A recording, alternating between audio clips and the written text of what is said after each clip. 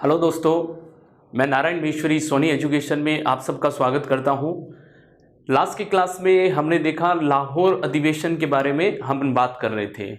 लाहौर अधिवेशन में मैंने आपको बताया कि ये कांग्रेस का ऐतिहासिक लाहौर अधिवेशन इतना इम्पॉर्टेंट है क्योंकि पहली बार कांग्रेस ने आधिकारिक रूप से पूर्ण स्वराज की मांग की थी। जी हाँ मेरे दोस्तों, किसकी मांग की थी? पूर्ण स्वराज की मांग की थी। फिर रावी नदी के तट पर जो है तिरंगा फहराया गया, तिरंगे के बारे में हमने बात की। ठीक है, तो 1929 का लाहौर का अधिवेशन। फिर मैंने आपको बताया 2 जनवरी 1930 को कांग्रेस की कार्यकारिणी समिति की बैठक होती है। उसी बैठक में एक निर्णय लिया जाता है और वो निर्णय क्या लिया जाता है कि हम हर साल 26 जनवरी को भारतीय स्वाधीनता दिवस के रूप में मनाएंगे।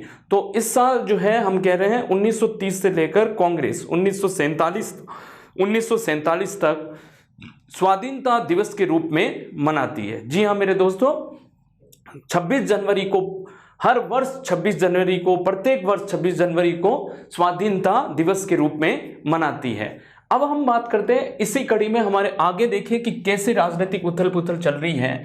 तो देखिए साबरमती, यानी कि अब हम बात कर रहे हैं कि कांग्रेस की जो है साबरमती आश्रम में कार्यकारिणी समिति की बैठक होती है और इसी बैठक में गांधी को जो है, क्योंकि अब आप देख रहे हो कि ब्रिटिश सरकार बिल्कुल मौन हो चुकी थी, किसी भी तरह का कोई जो है ब्रिटिश सरकार द्वारा कोई प्रतिक्रिया नहीं दी गई। तो प्रतिक्रिया नहीं दी गई तो गांधी ने जो है सविनय अवज्ञा आंदोलन करने की जो है अब ठान ली थी। तो गांधी ने जो है बेसिकली, यानी कि साबरमती आश्रम में कांग्रेस की 1930 में कार्यकारिणी समिति की बैठक होती है और इसी बैठक में, जी हाँ मेरे दोस्तों, इसी बैठक में गांधी को जो है सविनय अवज्ञा आंदोलन की बागडोर सौंप दी जाती है।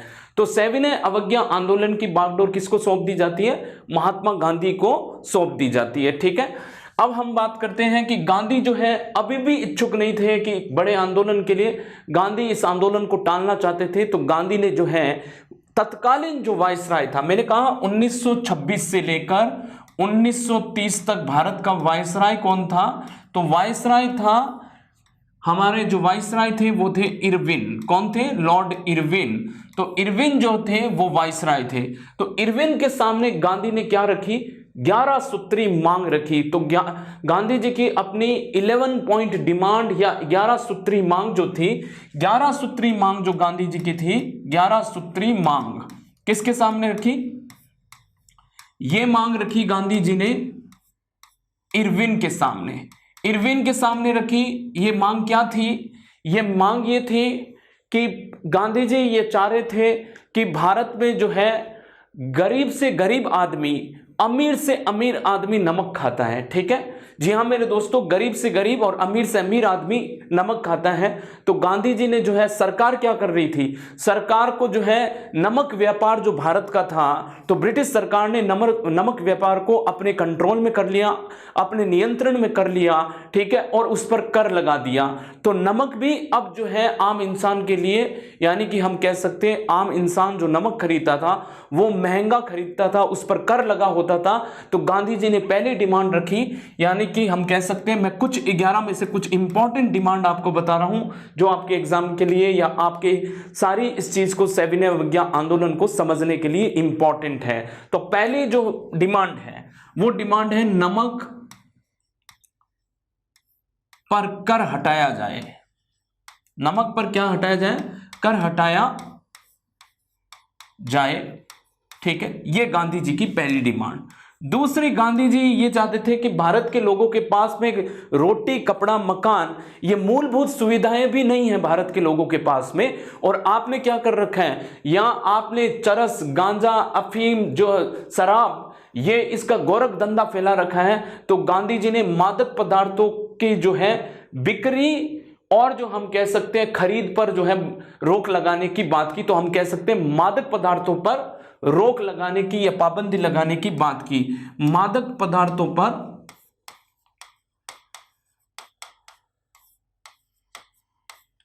पाबंदी की बात की।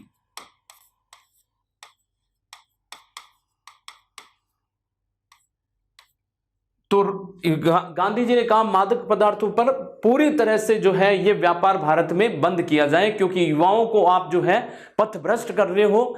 हमारे पास में रोटी कपड़ा मकान, ये जो मूलभूत सुविधाएं जो इंसान के पास होनी चाहिए वो तो हमारे पास है नहीं, और आपने इस तरह से गोरख धंधा यहाँ भारत में फैला रखा है। तीसरी जो गांधी जी की डिमांड थी वो ये थी कि राजनीतिक जो कैदी है, जो किसी हिंसा के शिकार नहीं, कि उन्होंने कोई क्राइम नहीं किया है, सिर्फ आपके जो है इस शासन के खिलाफ आवाज उठाई है, ठीक है, उनको आपने क्या कर दिया, उनको आपने जो है जेलों में भर्ती कर दिया या जेलों में बंद कर दिया, ठीक है, जेल में जो है इन लोगों को भर दिया, क्योंकि वो आपके शासन से जो है संतुष्ट नहीं है, तो वो किसी अपराध में जो है शामिल नहीं है। तो राजनीतिक जो कैदी थे उनको रिहा करने की बात गांधी ने कही। तो राजनीतिक कैदी को, राजनीतिक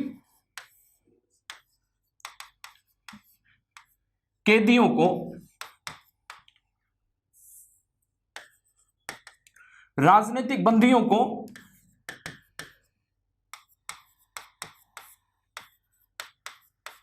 रिहा किया जाए, ठीक है। ये गांधी ने कहा कि राजनीतिक कैदियों को रिहा किया जाए। इवन गांधी ने कहा कि जो ये आपने जो आपके जो यहाँ अधिकारी है जो यहाँ काम कर रहे हैं उनको आप जो है इतने जो है ज्यादा जो है वेतन देते हो, और इस वेतन का भार किस पर आता है, इस वेतन का भार जो है भारतीय जो है जनमानस पर आता है। इन पर आप कर लगाते हो, इन पर आप नए नए तरह के कर लगाते हो, इनके कंधों पर भार आता है, और इनके ही कर से आप क्या कर रहे हो, प्रशासन का सारा खर्चा चला रहे हो। और जो इतना वेतन दुनिया में कहीं नहीं दिया जा रहा है जितना आप अपने जो है अधिकारियों को दे रहे हो। तो इन्होंने जो है नागरिक प्रशासन और जो है सैनिक प्रशासन के खर्चों में कटौती की बात की, 50% जो है खर्चों में कटौती की बात की। तो गांधी ने क्या कहा कि नागरिक प्रशासन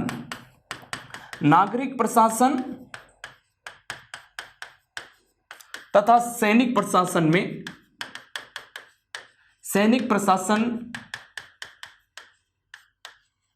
के खर्चे को 50% तक कटौती की जाए, कटौती की मांग की गांधी ने, ठीक है, कटौती की मांग, ठीक है दोस्तों।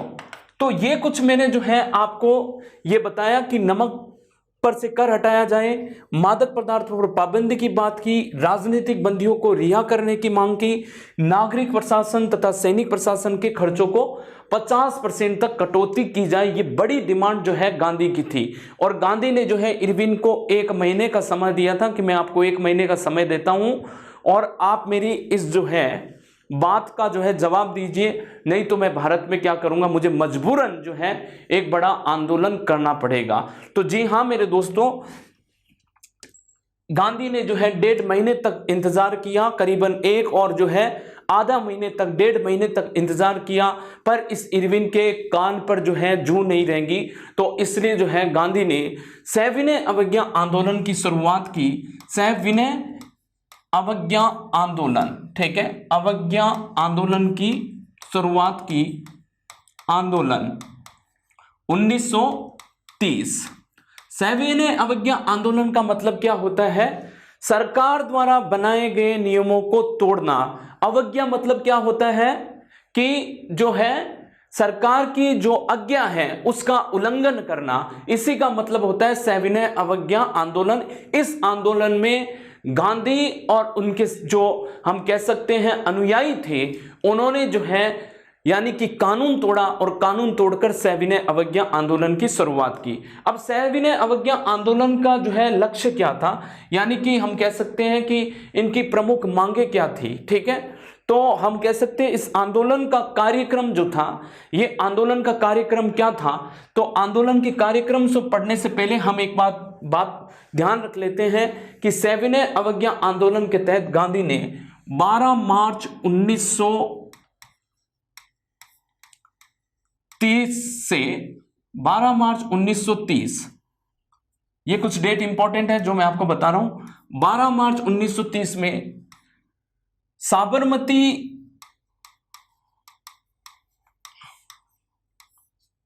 से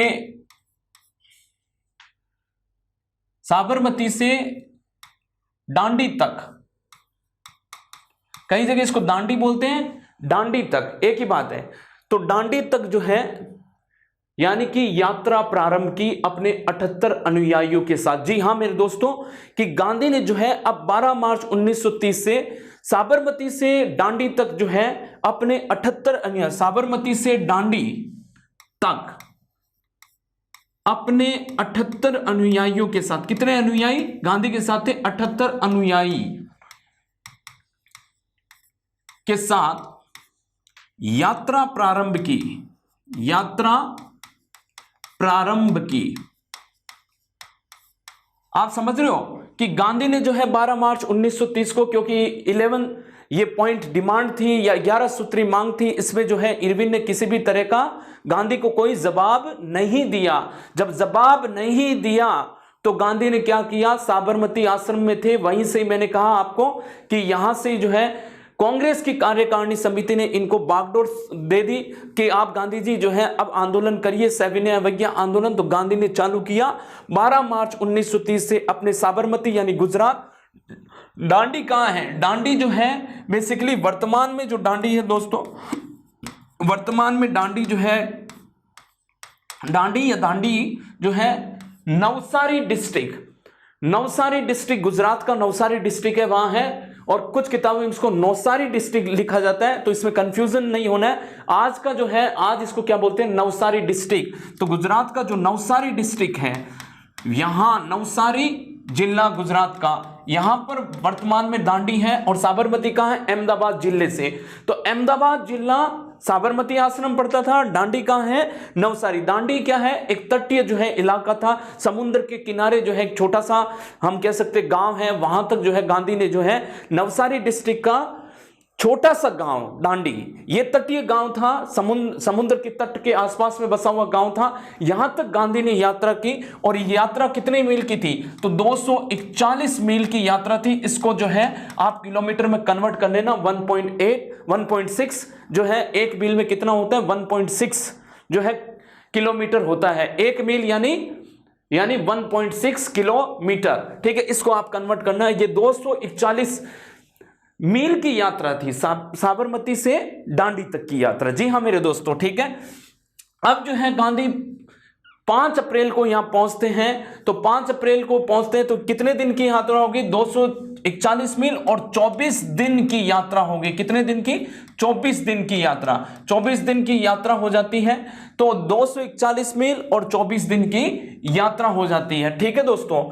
तो वर्तमान में डांडी कहां है? नवसारी जिले में है। अब हम बात करते हैं कि 5 अप्रैल को गांधी यहां पहुंचते हैं। 5 अप्रैल को गांधी यहां पहुंचते हैं। गांधी दांडी पहुंचे, यहां मतलब यानी कि डांडी पहुंचे या दांडी पहुंचे, गांधी दांडी पहुंचे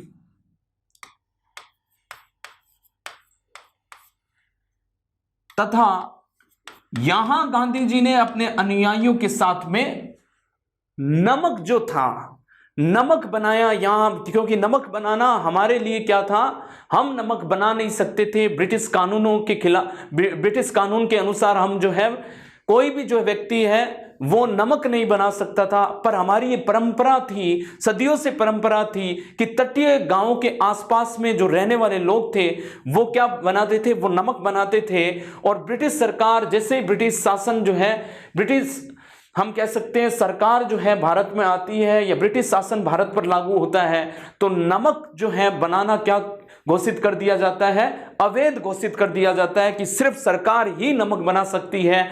तो गांधी जी ने क्या किया? गांधी जी ने 5 अप्रैल को गांधी जो है डांडी पहुंचे तथा यहां नमक कानून जो है नमक बनाया और नमक बनाकर नमक कानून को तोड़ा। और नमक कानून को तोड़कर सविनय अवज्ञा आंदोलन की शुरुआत करते हैं। तो 5 अप्रैल को गांधी डांडी पहुंचे तथा नमक कानून को तोड़कर, जी हां मेरे दोस्तों, कौन से कानून को तोड़कर? नमक कानून को तोड़कर सविनय अवज्ञा आंदोलन की शुरुआत करते हैं। सविनय अवज्ञा आंदोलन की शुरुआत करते हैं गांधी। आंदोलन की शुरुआत करते हैं। ठीक है, तो सविनय अवज्ञा आंदोलन की गांधी शुरुआत करते हैं। तो 1930 में जो हम बात कर रहे हैं कि सविनय अवज्ञा आंदोलन में, तो गांधी ने क्या किया, नमक कानून तोड़ा और जो है सविनय अवज्ञा आंदोलन की शुरुआत की। अब देखिए कि गांधी जी के साथ जो है इस वक्त गांव के गांव साबरमती से दांडी जब यात्रा कर रहे थे, जी हां मेरे दोस्तों, तो गांव के गांव इनके साथ क्या है, जुड़ गए थे। गांव के गांव लोग जो है सरकारी नौकरियों को छोड़कर और अपने जो है स्कूल के जो बच्चे थे वो स्कूलों को छोड़कर, जो कॉलेज के जो छात्र थे कॉलेजों को छोड़कर, महिलाएं, ठीक है, इस आंदोलन में महिलाओं ने बढ़ चढ़कर भाग लिया, कंधे से कंधा मिलाकर अपने जो हम कह सकते हैं कि अपने जो है पुरुष साथियों के साथ महिलाओं ने भी जो है बढ़ चढ़कर भाग लिया।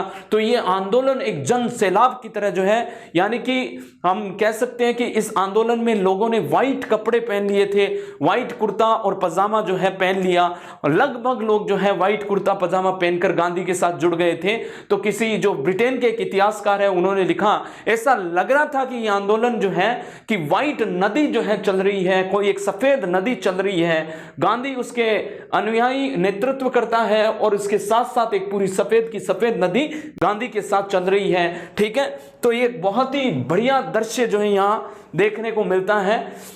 तो 5 अप्रैल को दांडी पहुंचे, तो अब गांधी ने जो है यहां पर रघुपति राघव राजा राम जो है गाना था, इसी आंदोलन में जो है गांधी ने फेमस किया था।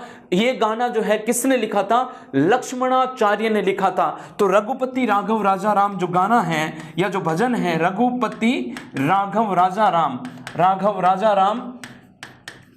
राजा राम, इस गाने को, ठीक है, इस भजन को गांधी ने इसी आंदोलन में बहुत पॉपुलर किया। बहुत जो ज्यादा हम कह सकते हैं कि इस आंदोलन में जो है गांधी ने, ठीक है, यानी कि हम कह सकते हैं इस भजन को बहुत ज्यादा पॉपुलर किया। और ये लिखा किसके द्वारा गया था, लक्ष्मणाचार्य द्वारा लिखा गया।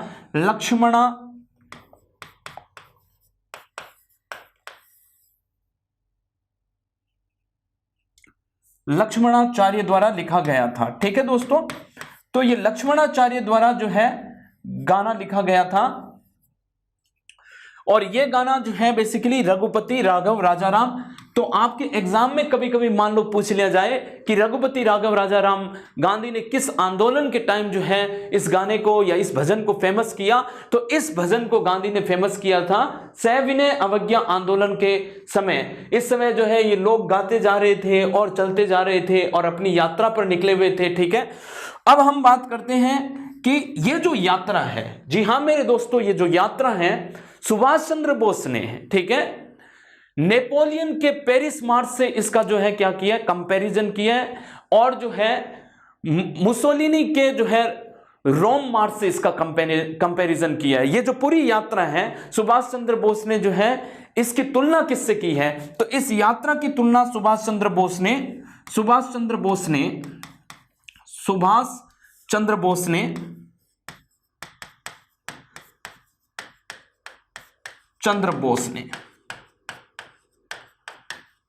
तुलना किससे की है, तुलना की है इस पूरी यात्रा की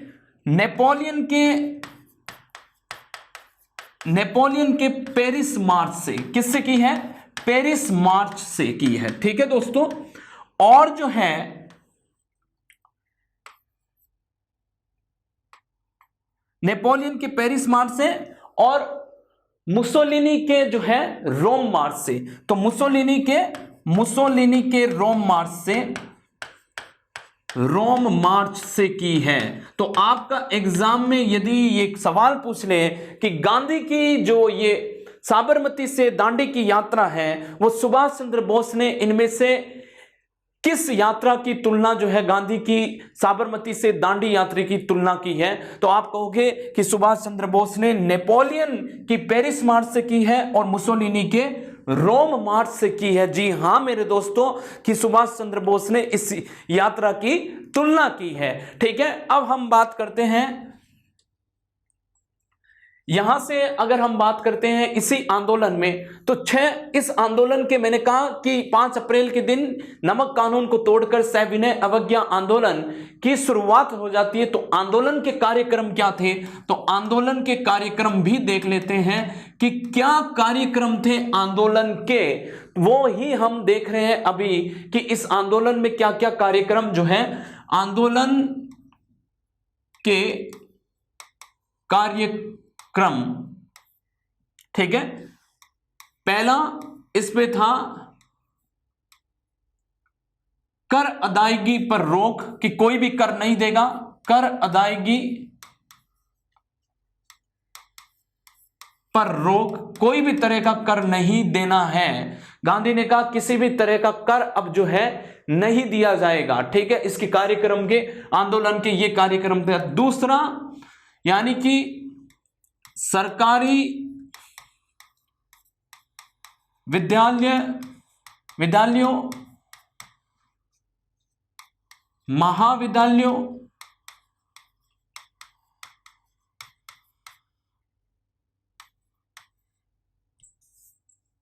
का बहिष्कार। ठीक है, कि बहिष्कार किया जाए। तीसरा सरकारी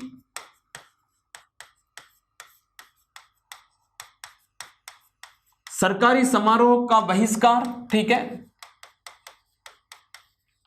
सरकारी समारोह का बहिष्कार।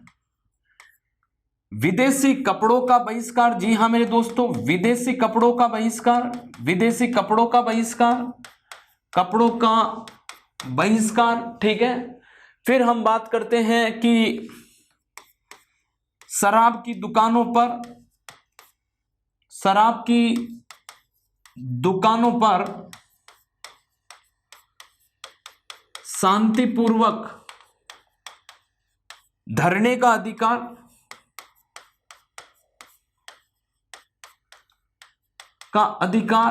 ये जो है ये इस आंदोलन में कार्यक्रम, इस आंदोलन के कार्यक्रम थे। तो हम कह सकते हैं सविनय अवज्ञा जो आंदोलन था उसके कार्यक्रम क्या थे। तो गांधी ने ये कार्यक्रम अपनाए कि भाई सरकारी स्कूलों, सरकारी संस्थाओं, सरकारी जो है कॉलेजों, इनका बहिष्कार किया जाए, विदेशी कपड़ों का बहिष्कार किया जाए, और जो मादक पदार्थ और शराब की दुकानें जो शराब बेच रही है उन पर जो है शांतिपूर्वक वहां धरने देने का अधिकार दिया जाए। ठीक है, और दूसरा बोला विदेशी कपड़ों का बहिष्कार था। तो ये कुछ गांधी के प्रोग्राम थे इस आंदोलन के तहत। तो आप देखोगे हजारों छात्रों ने अपनी पढ़ाई छोड़ दी, हजारों टीचरों ने जो है, यानी हम कह सकते हैं हजारों अध्यापकों ने अपना जो है सरकारी स्कूल में जो है पढ़ाना छोड़ दिया, हजारों वकीलों ने, ठीक है, वकीलों ने जो है अपनी वकालत छोड़ दी, अच्छी खासी वकालत उनकी चल रही थी, उन वकालत को छोड़कर गांधी के साथ लग गए। तो ये एक जन सैलाब का आंदोलन जो है बन जाता है, पूरे के पूरे हम कैसे हर भारतीय इसमें जो है शामिल हो जाते हैं इस आंदोलन में, गांधी के साथ जो है कंधे से कंधा मिलाकर चलते हैं, चाहे वो महिला हो चाहे वो पुरुष हो। और ये एक आंदोलन अपनी नई दिशा में चल रहा था। भारत की आजादी के लिए आंदोलन जो गांधी द्वारा लॉन्च किया गया था, गांधी द्वारा जो चालू किया गया था, वो अपनी सफलता पर चल रहा था। ठीक है, अब हम बात करते हैं कि सरकारी समारोह का बहिष्कार, विदेशी कपड़ों का बहिष्कार, शराब की दुकानों पर शांतिपूर्वक जो है धरने का अधिकार दिया गया। ठीक है, इस तरह की सारी चीजें होती हैं। अब हम बात करते हैं कि यहां पर जैसे आपने देखा कि गांधी ने जो है ये आंदोलन जो चालू किया था, तो गांधी के कहने पर भारत के अन्य स्थानों पर भी जो है इस आंदोलन की शुरुआत होती है। तो अन्य स्थान जो है जहां पर सविनय अवज्ञा आंदोलन की गांधी के कहने पर जो गांधीवादी नेता थे, जो गांधी से हम कह सकते हैं कि गांधी से प्रभावित थे, उन लोगों ने भी जो है भारत के अलग अलग हिस्सों में जो है इस आंदोलन की शुरुआत की। तो भारत के अन्य स्थानों पर आंदोलन, उसको भी हम देख लेते हैं एक बार। भारत के अन्य स्थानों पर आंदोलन, अन्य स्थानों पर सविनय अवज्ञा आंदोलन, अवज्ञा आंदोलन। ठीक है दोस्तों, तो इसमें आप जैसे मालाबार तट, मालाबार तट पर, मालाबार तट यानी कि हम कह सकते हैं कालीकट से पेनार तक जो ये आंदोलन चालू किया गया था कि हमारा जो कालीकट है, कालीकट से जो है पेनार तक आंदोलन चालू किया गया और फिर जो है तमिलनाडु में सी राजगोपालाचार्य द्वारा जो है यह आंदोलन चालू किया गया। मालाबार तट पर जो है दोस्तों यानी कि कालीकट से पेन्नार तक जो है आंदोलन चालू किया गया, यात्रा चालू की गई कालीकट से पेन्नार तक। किसके नेतृत्व में? नेतृत्व था हम कहेंगे के केलप्पड़, ठीक है, के केलप्पड़ द्वारा ये जो है चालू किया गया। दूसरा अगर हम बात कहें कि यहां पर जो है एक और चीज हमको देखने को मिल रही है वो बहुत इंपॉर्टेंट है, वो ये है कि तमिलनाडु में आंदोलन की शुरुआत। तो तमिलनाडु में आंदोलन का नेतृत्व कहां से कहां तक? तो आप कहोगे तीरू तो ध्यान ही रखना, तमिलनाडु आते ही तीरू चेनागेड से, तिरुचेनागेड आश्रम से दोस्तों त्रिचूरापल्ली, ठीक है, त्रिचूरापल्ली के वेदारण्यम आश्रम तक, ठीक है, ये यात्रा की गई। किसके नेतृत्व में? नेतृत्व आप कहोगे सी राजगोपालाचार्य, चक्रवर्ती राजगोपालाचार्य,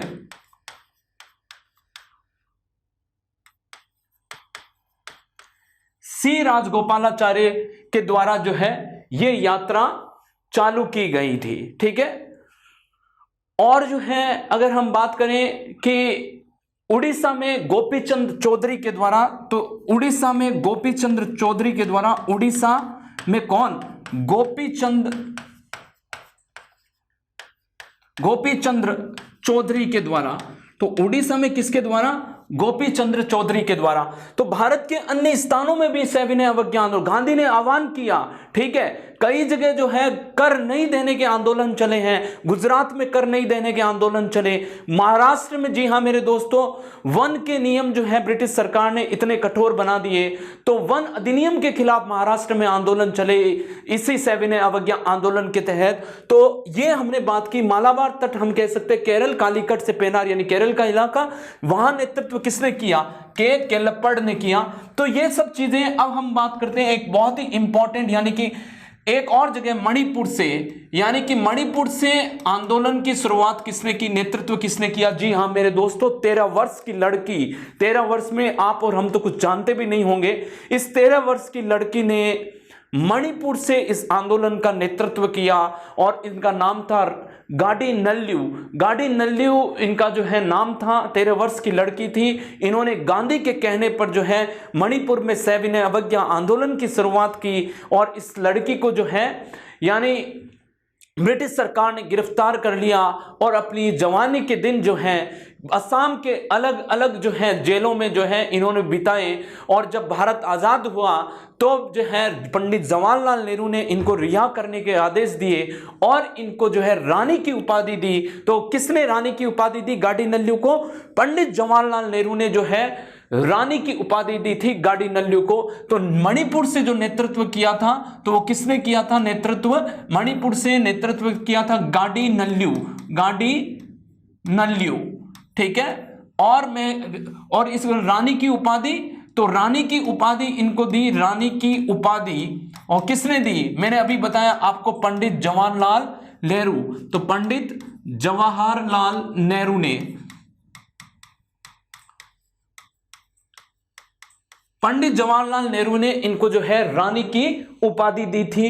तो ये बहुत इंपॉर्टेंट सवाल है, कभी कभी एग्जाम में पूछा जाता है, क्योंकि ये 13 वर्ष की लड़की थी, मात्र 13 वर्ष की लड़की। ब्रिटिश सरकार ने इनको कैद कर लिया। तो ये इनकी जो जवानी के दिन थे, ये जो यूथफुल डेज थे वो असम की अलग अलग जेल में बीते। फिर भारत के आजाद होने पर इनको क्या उपाधि दी गई? रानी की उपाधि दी गई। किसके द्वारा? पंडित जवाहरलाल नेहरू।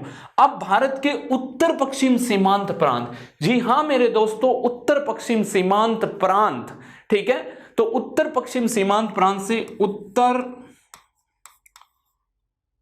यानी अगर मैं ऐसे लिख दूं उत्तर पश्चिमी सीमांत प्रांत, ठीक है, सीमांत प्रांत से आंदोलन का नेतृत्व।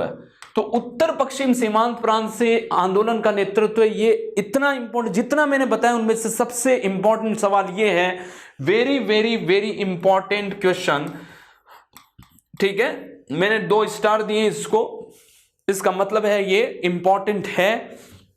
यानी मेरे दोस्तों कि भारत का जो उत्तर पश्चिम सीमांत प्रांत था वहां पर खान अब्दुल गफ्फार खान जो है इस आंदोलन का नेतृत्व कर रहे थे और ये गांधीवादी नेता थे, यानी कि इनको सीमांत गांधी भी कहा जाता है। ये पठान भाई थे और ये पूरे राष्ट्रभक्त थे, ठीक है। तो ये यानी हम कह सकते हैं कि राष्ट्रभक्त पठान भाई थे और इन्होंने गांधी के कहने पर भारत का जो उत्तर पश्चिम सीमांत प्रांत है, अफगानिस्तान बलूचिस्तान वाला जो इलाका हमारा था, आज जो है बलूचिस्तान पाकिस्तान के अंदर है, ठीक है। इस इलाकों में जो है नहीं हम कह सकते हैं, यानी कि यहां पर जो है क्या है, मरुस्थल था। मरुस्थल में ये जो लोग हैं, यानी गांधी के कहने पर जो है आंधियां चलती थी, तूफान चलते थे, वहां पर धूल भरी आंधियां चलती थी।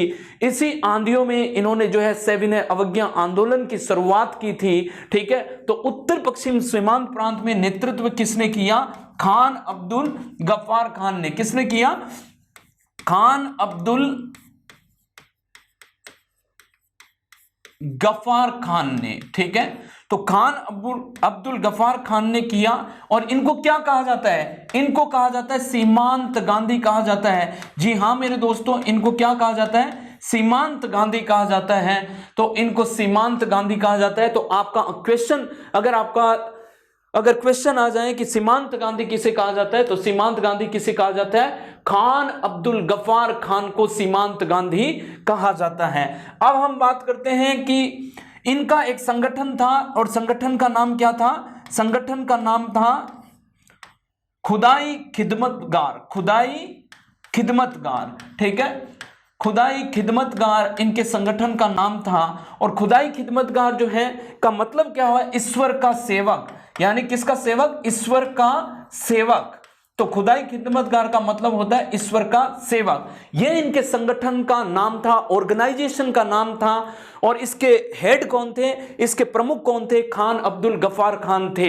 आपको मैं बताऊं दोस्तों कि ये जो खुदाई खिदमतगार था, क्योंकि मैंने कहा धूल भरी आंधियां चलती थी, तो आप जो है कपड़ा कैसे पहनोगे? कोई डार्क कलर का कपड़ा पहनोगे ताकि मेल कम दिखाई दे, कोई गहरे कलर के कपड़े पहनोगे। तो इनकी जो पोशाक थी, यानी कि ये जो पठान भाई थे, इनकी जो पोशाक थी, इनकी पोशाक थी लाल कलर का कुर्ता पहन के रखते थे, ताकि धूल भरी आंधियों में जब ये काम कर रहे हैं भारत की आजादी के लिए, ठीक है, तो कपड़े कम से कम जो है मेले दिखाई दे, ठीक है।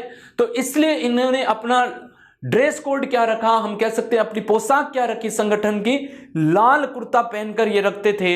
इसलिए इसको क्या कहा जाता है? इसी संगठन को क्या कहा जाता है? या लाल कुर्ती संगठन भी कहा जाता है। लाल कुर्ती संगठन भी कहा जाता है। लाल कुर्ती संगठन, ठीक है। मैंने आप संगठन कहा जाता है लाल कुर्ती संगठन। तो बेसिकली ये जो है यानी कि लाल कुर्ता पहनते थे, इसलिए इसको लाल कुर्ती। तो आपके एग्जाम में ये आ जाए लाल कुर्ती संगठन इनमें से किसे कहा जाता था, और ये ऑप्शन हो खान यानी खुदाई खिदमतगार, तो आपका आंसर क्या होगा?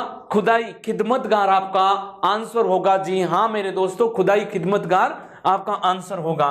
तो उत्तर पश्चिम सीमांत प्रांत से आपको मैं बताऊं, जब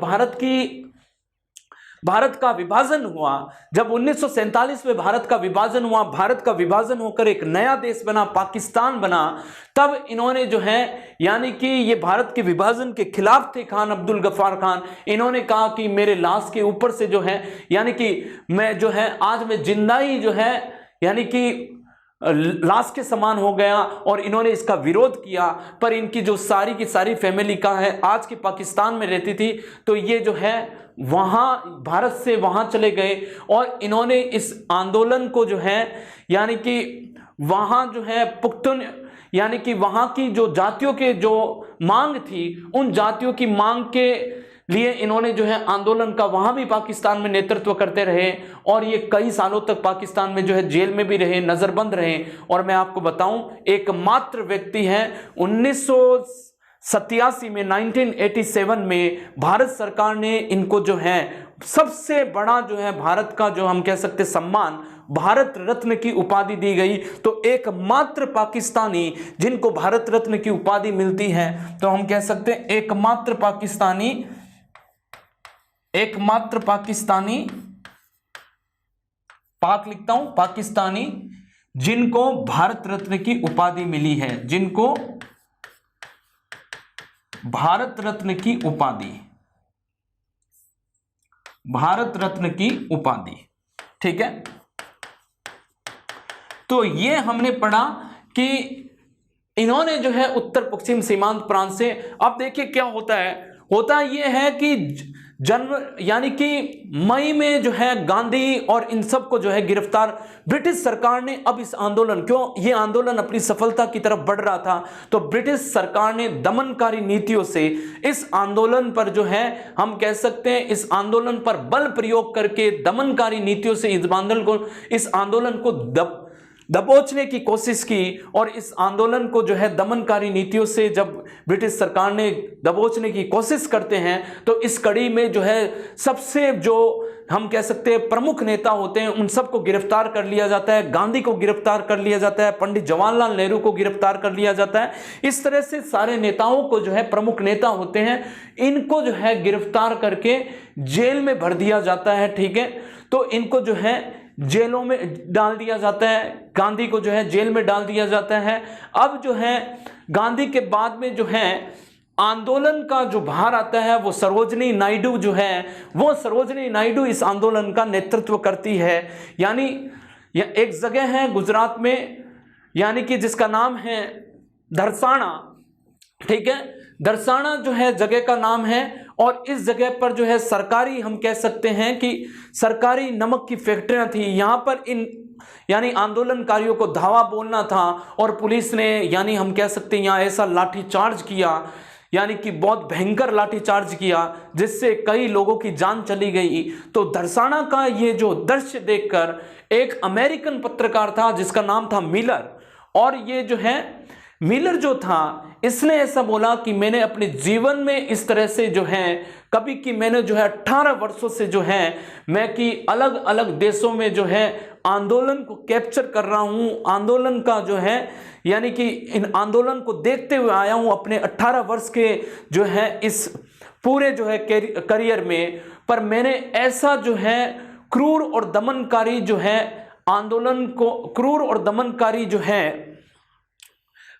दमनकारी जो प्रोपेगेंडा या जो हथकंडा जो किसी आंदोलन को दबाने के लिए किया जाता है वो मैंने कभी किसी आंदोलन में नहीं देखा कि इस तरह से दमन किया गया इस आंदोलन को, कि इंसानों को जानवरों की तरह पीटा गया। तो ये इसने जो है अपनी आंखों देखा हाल जो है इस पत्रिका में लिखा।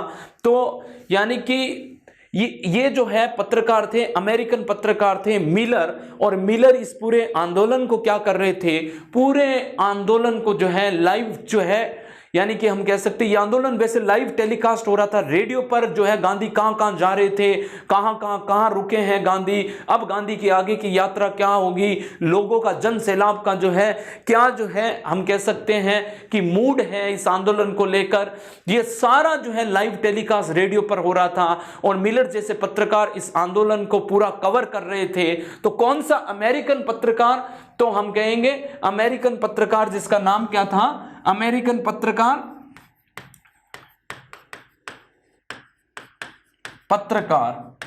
मिलर, ठीक है। कभी कभी एग्जाम में अगर आपसे पूछ लिया जाए कि इस आंदोलन को कवर करने वाला कौन था, तो हम कह सकते हैं अमेरिकन पत्रकार मिलर, और इनकी पत्रिका का नाम था फ्रीमैन, न्यू फ्रीमैन, ठीक है। तो न्यू फ्रीमैन इनके पत्रिका का नाम था, ठीक है दोस्तों। अब हमने यहां तक इस आंदोलन की बात की। आंदोलन में मैंने आपको बताया कि गांधी को गिरफ्तार कर लिया जाता है। गांधी को गिरफ्तार करने के बाद में अब जो है यानी जब गांधी को गिरफ्तार किया जाता है तो अब ब्रिटिश सरकार के सामने जो है यानी कि एक बहुत बड़ी मजबूरी हो जाती है कि गांधी के क्यों जिस तरह से आंदोलन चल रहा था तो गांधी से बातचीत करना ब्रिटिश सरकार के लिए एक बड़ी मजबूरी हो जाती है। तो गांधी इरविन पैक्ट होता है। जी हाँ मेरे दोस्तों, गांधी और इरविन के बीच में समझौता होता है 5 मार्च 1931 के दिन, ठीक है। तो गांधी और इरविन के बीच में क्या होता है, समझौता होता है 5 मार्च 1931 के दिन, जिसको बोलते हैं गांधी इरविन पैक्ट बोला जाता है, ठीक है। गांधी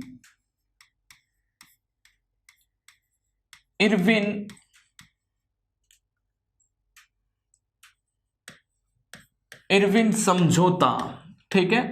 गांधी इरविन समझौता कब होता है? 5 मार्च 1931। तो 1931 में गांधी इरविन समझौता है। अब इरविन और गांधी के बीच में जब समझौता होता है तो इस समझौते में क्या होता है, इस समझौते में यह होता है कि मैं यह पूरा लिख देता हूं, 5 मार्च 1931, 5 मार्च 1931, ठीक है। तो इसमें क्या होता है, गांधी सविनय अवज्ञा आंदोलन को खत्म करने का आश्वासन दे देते हैं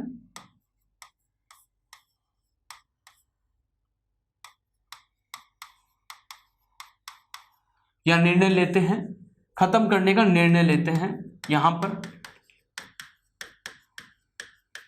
इसके बदले गांधी को क्या मिलता है, गांधी को यह मिलता है कि राजनीतिक कैदियों को रिहा कर दिया जाएगा, राजनीतिक कैदियों को रिहा कर दिया जाएगा, रिहा कर दिया जाएगा, जिनके ऊपर कोई हिंसा का मामला नहीं है, ऐसे राजनीतिक कैदियों को क्या कर दिया जाएगा, रिहा कर दिया जाएगा। जी हां मेरे दोस्तों, ठीक है। अब यहां पर क्या हुआ, तीसरी चीज कि जो तटीय प्रदेश है वहां के नागरिक नमक बना सकते हैं, ठीक है। तो तटीय प्रदेश के जो लोग हैं, तटीय प्रदेश के जो लोग हैं, प्रदेश के लोग नमक बना सकते हैं, ठीक है। यानी कि जो तटीय प्रदेशों के जो लोग हैं वो क्या कर सकते हैं, नमक बना सकते हैं। पर किसके लिए, दैनिक जीवन में उपयोग जो दैनिक जीवन में आप उपयोग के लिए जो नमक लेते हो वो ही नमक बना सकते हो, आप व्यापार के लिए नमक नहीं बना सकते हो। तो दैनिक जीवन के उपयोग में जितना नमक आता है उसके लिए आप नमक बना सकते हो। ये क्या है, ये सरकार ने उनको छूट दे दी। और गांधी ने जो है यानी कि अब हम कहेंगे गांधी तो तटीय प्रदेश के लोगों को यानी कि नमक बना सकते हैं। तो गांधी इरविन समझौता होता है। अब गांधी इरविन समझौते से पहले मैं आपको एक चीज बताना भूल गया, वो मैं आपको बताता हूं, वो ये है कि प्रथम गोलमेज सम्मेलन होता है। जी हां मेरे दोस्तों, कब होता है, प्रथम गोलमेज सम्मेलन होता है। गोलमेज सम्मेलन होता है, क्या होता है, गोलमेज सम्मेलन होता है। गांधी और इनको तो क्या किया गया, सविनय अवज्ञा आंदोलन, मैंने कहा इनको जो है बंद कर दिया गया, यानी जेलों में डाल दिया गया। फिर जो है गोलमेज सम्मेलन, गोलमेज सम्मेलन क्यों होता है, गोलमेज सम्मेलन इसलिए होता है क्योंकि आपने देखा कि साइमन कमीशन भारत में आता है 1930 में। साइमन कमीशन ने अपनी क्या की, 1930 में साइमन कमीशन ने अपनी जो है फाइनल रिपोर्ट जो है सरकार के सामने पेश कर दी। तो फाइनल रिपोर्ट जो है सरकार के सामने पेश कर दी, ब्रिटिश सरकार के सामने पेश कर दी। और इसी के आधार पर क्या होने वाला था, भारत में नए संवैधानिक सुधार किए जाने थे कि इसी रिपोर्ट के आधार पर ये साइमन कमीशन आता ही क्यों है? साइमन कमीशन इसलिए आता है कि भारत में नए संवैधानिक सुधार किए जाएंगे। तो इन्होंने रिपोर्ट बनाई, इस रिपोर्ट बनाई तो हमने इसका विरोध किया क्योंकि हमको शामिल नहीं किया गया था। अब इन्होंने क्या किया, भारतीयों को खुश करने के लिए कि चलो भारतीयों को बनाने में तो शामिल नहीं किया गया, भारतीयों के साथ इस रिपोर्ट को डिस्कस कर लिया जाए, ठीक है। तो इसलिए जो है यानी कि भारतीयों के साथ इस पर जो है विचार विमर्श कर लिया जाए ताकि इनको खुश कर लिया जाए। देश में जो है आंदोलन चल रहे थे, अब भारतीयों को खुश करना इनके लिए जो है बहुत जरूरी हो गया था, इसलिए प्रथम गोलमेज सम्मेलन होता है। जी हाँ मेरे दोस्तों, कि प्रथम गोलमेज सम्मेलन, 3 गोलमेज सम्मेलन होते हैं। प्रथम जो गोलमेज सम्मेलन होता है गोलमेज सम्मेलन, ठीक है। प्रथम गोलमेज सम्मेलन होता है वो होता है यानी कि 12 नवंबर से लेकर 13 जनवरी 1931 तक होता है। 12 नवंबर 1930 से लेकर, अगर मैं यूं लिखूं अपने, चलो दूसरे स्लाइड में देखते हैं इसको, प्रथम गोलमेज सम्मेलन, प्रथम गोलमेज सम्मेलन जिसको राउंड टेबल कॉन्फ्रेंस कह देते हैं, गोलमेज सम्मेलन, ठीक है। ये कब से कब? ये होता है 12 नवंबर से लेकर 12 नवंबर ऐसे लिख देता हूं से 13 जनवरी 1931, ठीक है। तो 12 नवंबर 1930 हो गया से लेकर 13 जनवरी 1931 तक ये गोलमेज सम्मेलन होता है, ठीक है दोस्तों। इस गोलमेज सम्मेलन में कुल कितने व्यक्ति भाग लेते हैं? कुल 89 लोग भाग लेते हैं। कितने? 89 लोग भाग लेते हैं कुल, ठीक है। इसमें जो है हम कह सकते हैं ब्रिटिश राजनीतिज्ञ कितने होते हैं? ब्रिटिश राजनीतिक जो है नैतिक ब्रिटिश राजनीतिक लोग जो है वो कितने होते हैं? 13 होते हैं। और बाकी जो है उदारवादी दल यानी 76 जो होते हैं वो भारत के उदारवादी दल से होते हैं, उदारवादी दल से होते हैं, दल से। पर दोस्तों कांग्रेस ने इसका बहिष्कार किया, कांग्रेस ने इसमें भाग नहीं लिया, और कांग्रेस ने भाग नहीं लिया तो ये आंदोलन किसी भी काम का नहीं रहा। कांग्रेस ने बहिष्कार कर दिया कि हम प्रथम गोलमेज सम्मेलन में भाग नहीं लेंगे। आप देखिए भारत की सबसे बड़ी पार्टी उस समय कौन सी थी? भारतीय राष्ट्रीय कांग्रेस। जब भारतीय राष्ट्रीय कांग्रेस ही जो है भाग नहीं ले रही है, ठीक है, तो भारतीय राष्ट्रीय कांग्रेस ही जब इसमें भाग नहीं ले रही है मेरे दोस्तों, तो हम कह सकते हैं भारत का सबसे बड़ा प्रमुख राजनीतिक दल, सबसे बड़ा दल इसमें भाग नहीं ले रहा है। तो आप जो है हम कह रहे, आप और हम क्या समझ रहे हैं इससे? आप और हम ये समझ रहे हैं कि जब इतना बड़ा दल अगर भाग नहीं ले रहा है तो इसका मतलब है जो भारत के 80% लोगों का प्रतिनिधित्व कर रहा था उस समय, ठीक है, अगर वही दल भाग नहीं ले रहा है तो ऐसे जो है हम कह सकते हैं सम्मेलन की कोई प्रासंगिकता नहीं रह जाती है। तो इसलिए ये हम कह सकते हैं प्रथम गोलमेज सम्मेलन कांग्रेस ने जो है भाग नहीं लिया। तो कांग्रेस ने क्या नहीं लिया? भाग नहीं लिया। तो कांग्रेस ने भाग नहीं लिया, इसमें कांग्रेस ने भाग नहीं लिया और इसलिए क्या रहा? असफल रहा। तो प्रथम गोलमेज सम्मेलन क्या रहा? प्रथम गोलमेज सम्मेलन असफल रहा। गोलमेज सम्मेलन क्या रहा? असफल रहा। जी हाँ मेरे दोस्तों, तो ये असफल रहा। तो ये सम्मेलन क्या रहा? असफल रहा क्योंकि इसमें कांग्रेस ने भाग नहीं लिया था। जी हाँ मेरे दोस्तों, अब मैं आपको जो है बताने वाला था, जब कांग्रेस ने भाग नहीं लिया तो इरविन के सामने अब ये मजबूरी हो गई कि कैसे जो है गांधी को मनाया जाए ताकि अगले गोलमेज सम्मेलन जो हो, द्वितीय गोलमेज सम्मेलन हो, उसमें कांग्रेस को जो है इंग्लैंड बुलाया जाए। प्रथम गोलमेज, सेकंड गोलमेज, थर्ड गोलमेज सम्मेलन तीनों के तीनों इंग्लैंड में हुए। क्यों हुए?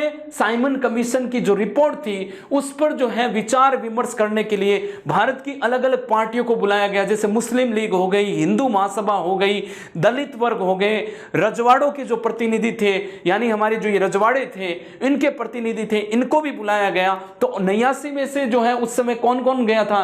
हिंदू महासभा के लोग गए थे, मुस्लिम लीग के लोग गए थे, ठीक है, और जो है दलित वर्ग के लोग गए थे। दलित वर्ग को किसने रिप्रेजेंट किया था? डॉक्टर भीमराव अंबेडकर ने रिप्रेजेंट किया था, प्रतिनिधित्व दिया था। और इसमें जो है यानी कि तटीय प्रदेश को लोगों को जो है यानी हमने कहा कि नमक बनाने के लिए जो है छूट दी गई। और फिर जो है इसी गांधी इरविन पैक्ट में, जी हाँ मेरे दोस्तों, गांधी इरविन पैक्ट में एक और बात हुई कि गांधी ने जो है द्वितीय गोलमेज सम्मेलन में भाग लेने का भी आश्वासन दिया। क्या दिया? द्वितीय गोलमेज में सम्मेलन में गांधी ने भाग लेने का जो है कि मैं भाग लूंगा द्वितीय गोलमेज सम्मेलन का, उसमें जो है इसका आश्वासन इरविन को गांधी देते हैं। जी हाँ मेरे दोस्तों, तो इसी को गांधी इरविन पैक्ट कहते हैं। और इसका दूसरा नाम जो है, दूसरा नाम इसका क्या है?